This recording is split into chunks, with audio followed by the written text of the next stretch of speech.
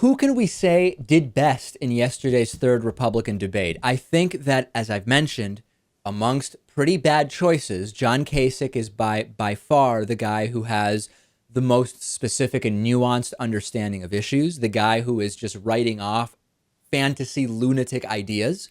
And I think that he is the guy who makes the most sense. Now, did he win? I don't know. He didn't get many great gotcha moments because that's not his style.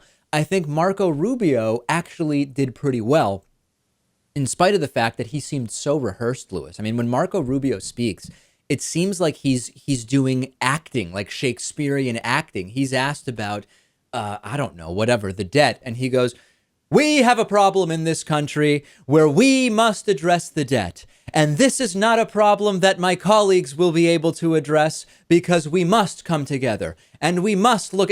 Everything just sounded like it was a play of sorts.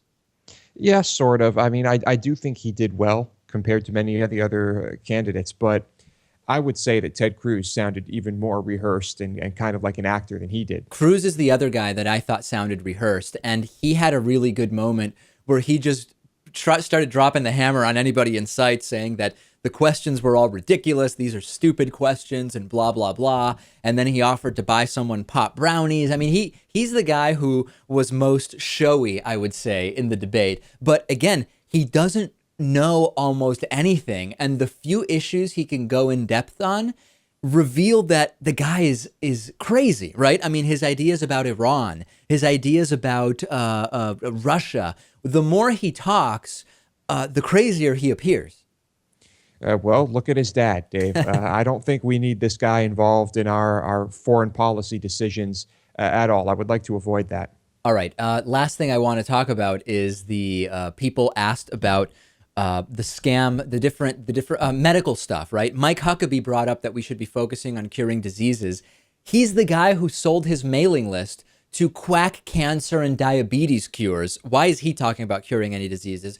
And then Ben Carson was asked, Lewis, about the connection to scam medical cures. And he said, oh, I had no relationship with them. It's total propaganda. I mean, I did do a few speeches, but it's really nothing. And yeah, I mean, I may have gotten paid by some of those companies for the speeches, but it's all propaganda. And oh yeah, I mean, I take the product personally. I stand by it. It's a great product, but there's no connection whatsoever to any of those quack cures.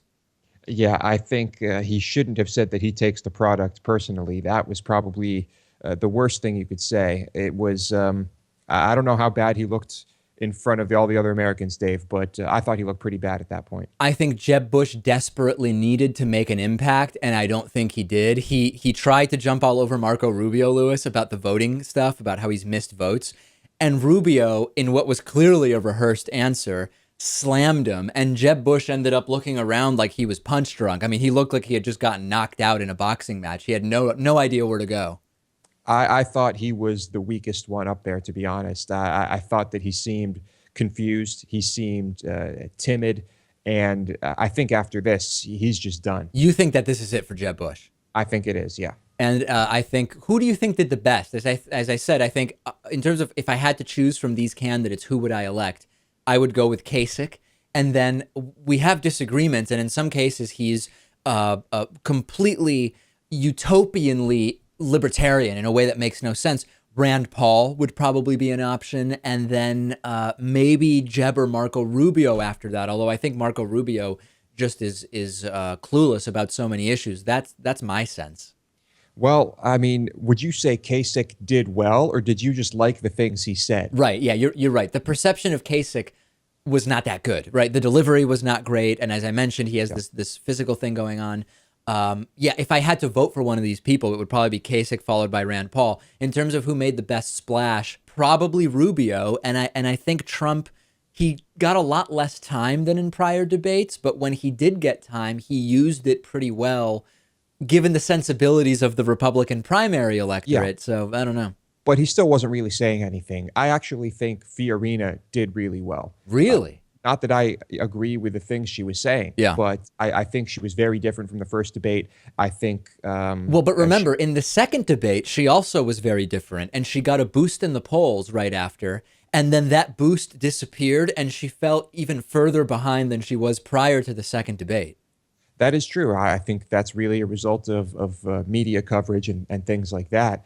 But I think she did well in this one, Dave. I really do. I think the most top level conclusion is the Republican primary is an utter joke. It is a laughing stock. 90% of those candidates seriously seem like they may have no connection to the real world whatsoever. And the few candidates that are somewhat on earth are getting almost no attention and have very little shot at winning. And that's the scariest reality of all. It's a bad situation, Dave. We need to completely overhaul this. There's not much will to do it, though, is there? No, not at all. Send us tweets about this. I'm on Twitter at @DPakman. Lewis is on Twitter at Lewis Motamedi. That's LOUISMOTAMEDI.